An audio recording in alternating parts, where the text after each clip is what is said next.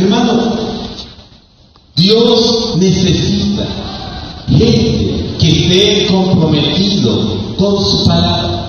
Hermano, tienes que entender que no debes tener temor de hacer compromisos para el Señor.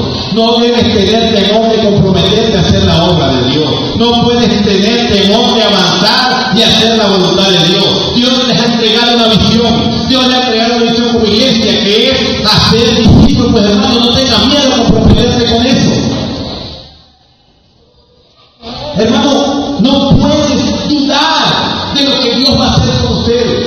No puede ser de ese tipo de creyentes que son como las ondas del mar que van y vienen. Que un día están fervientes y otro día están que se quieren ir al mundo. Otro día están fervientes, aleluya, gloria a Dios, gloria pastor, que hoy me voy a descarriar porque no sé qué me está pasando, ¿no? Gente que entienda a qué Dios los ha llamado. Gente que se comprometa con la obra del Señor. Hermano, no tengas miedo de comprometerte con la obra de Jesucristo, porque Dios te va a respaldar. Dios te va a respaldar. Dios va a respaldar a aquellos que hacen compromisos conforme a la voluntad de Dios. ¿Y cuál es la voluntad de Dios? Que ninguno se pierda, sino que todos procedan al arrepentimiento. No tengas miedo de asumir compromisos en tu iglesia. No tengas miedo a avanzar. Recuerda que Dios siempre va a respaldar su palabra. En el libro de Marcos, capítulo 16, versículo 20 dice: los discípulos salieron y predicaron por todas partes y el Señor los ayudaba. En la obra conformaba su palabra, confirmaba su palabra con las señales que los acompañaban.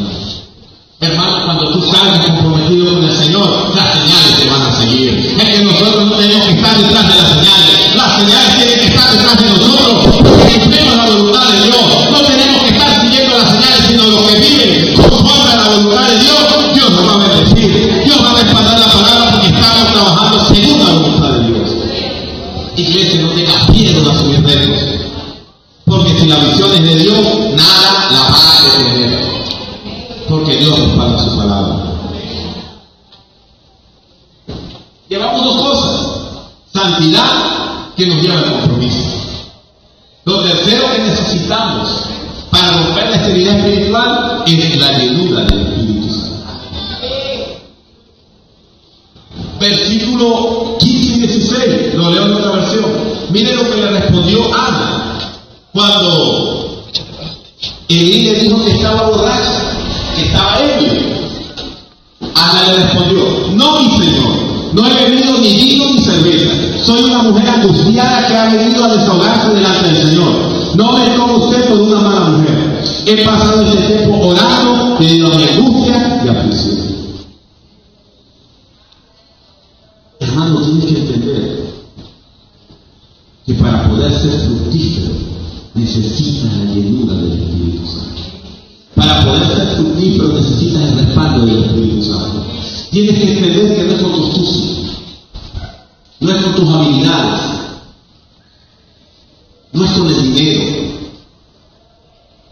es con el Santo Espíritu de Dios. Es el Santo Espíritu de Dios que rompe. Hermano, tienes que entender que tienes que procurar ser un hombre y una mujer lleno del Espíritu Santo. Tienes que entender que continuamente tienes que estar buscando la llenura del Espíritu Santo. Tienes que entender que el Señor nos ha dado el Espíritu Santo para que vayamos y hagamos proezas. En este tiempo es el tiempo donde la iglesia debe brotar un sol sobrenatural, porque entre nosotros deben correr ríos de agua viva. Ríos de agua viva. Hermano, tenemos que ir con el poder del Espíritu Santo. Tenemos que procurar la llenura del Espíritu Santo. Pablo le decía a los que están en esto: no se borrachen, no beban vino en el cual hay disolución, más bien se llenan del Espíritu Santo. Y lo que Pablo hacía la analogía es que, ¿qué sucede con el que se emborracha? Con el que se embriaga. ¿Quién tiene el control de su vida? El alcohol. ¿Cierto? ¿No es así? Pues Pablo lo que quería decir es que nosotros, los creyentes, tenemos que dar el control de nuestras vidas al Espíritu Santo. Nosotros tenemos que dejar que el Espíritu Santo controle nuestra vida. Tenemos que avanzar sin temor. Tenemos que avanzar porque el Espíritu Santo nos llevará de gloria en gloria, de victoria en victoria. Tenemos que entender que cuando estamos llenos del Espíritu Santo,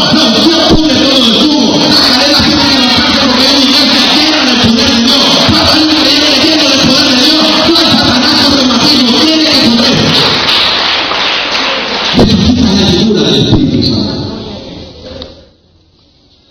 Pero para la llenura necesitas oración, necesitas ayuno, necesitas vivir, necesitas lenguar, necesitas vaciarte para darle espacio al Espíritu Santo dentro de tu ser. No puedes ir para que el Espíritu Santo te llene cuando tú estás lleno de tus prejuicios, de tus temores. No, tienes que hacer un lado, hermano, prejuicios, temores, inquietudes y confiar tranquilamente en el Señor.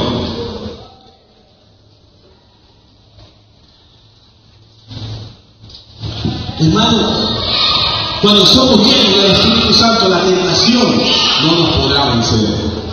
Cuando hay un creyente lleno del Espíritu Santo, la tentación no podrá vencer. Satanás siempre querrá tentar. Pero cuando alguien se llena del poder del Espíritu Santo, no caeremos en esa tentación. Satanás siempre tratará de tenderte trampas. Pero cuando tú eres un hombre y una mujer lleno del Espíritu Santo, tienes discernimiento. La llenura del Espíritu Santo hace que se produzca el fruto en ti. Y cuando se produce el fruto del Espíritu Santo, tú te conviertes en una mujer con paciencia. Tú te conviertes en un hombre con bondad. Tú te conviertes en un hombre con longanimidad. Tú te conviertes en un hombre y una mujer con gozo. Porque sabes que nuestro gozo no es que tengamos comida y bebida. Nuestro gozo es que nuestro nombre está escrito en el libro de la vida. Nuestro gozo es que somos más que vencedores. Nuestro gozo es que estamos juntos con Cristo y sentados en lugares celestiales. Tenemos paz, hermano. Porque nuestra paz no nos la dio el mundo. Nuestra paz nos la dio el que vive y reina por los siglos de los siglos. Y eso solamente se produce y lo entienden los que son llenos del Espíritu Santo. Llenos del Espíritu Santo, ¿cuánto desean ser controlados por el Espíritu Santo? Pues deje que Él. Mujer, hermano, cuando te despiertas madrugada, no es que se te va el sueño, sino que dice, ven, quiero tener una cita contigo, ven, que es tiempo de regalarte cosas hermosas, ven, que quiero llenarte, ven, que quiero transformarte, ven, que quiero moldearte. El Espíritu Santo quiere llegar a la iglesia de Venezuela, pero la iglesia tiene que estar dispuesta a decir, Señor, tú tienes el control. ¿Sabe qué? Hay calcomanía que antes pegaban los carros que decía, Dios es mi copiloto. No, hermano, que este tiene que decir, Dios es el piloto de mi vida. Dios me lleva donde Él quiere. Yo voy donde el Señor me lleva porque con Él soy más que vencedor. Somos más que vencedores. Entonces, tenemos que romper ese serio espiritual. ¿Cómo? Con santidad. ¿Cómo? Con compromiso. ¿Cómo? Con llenura del Espíritu Santo. Pero lo cuarto que necesitamos es aceptar cobertura espiritual. Y eso está en el versículo 17 y 18 de 1 Samuel.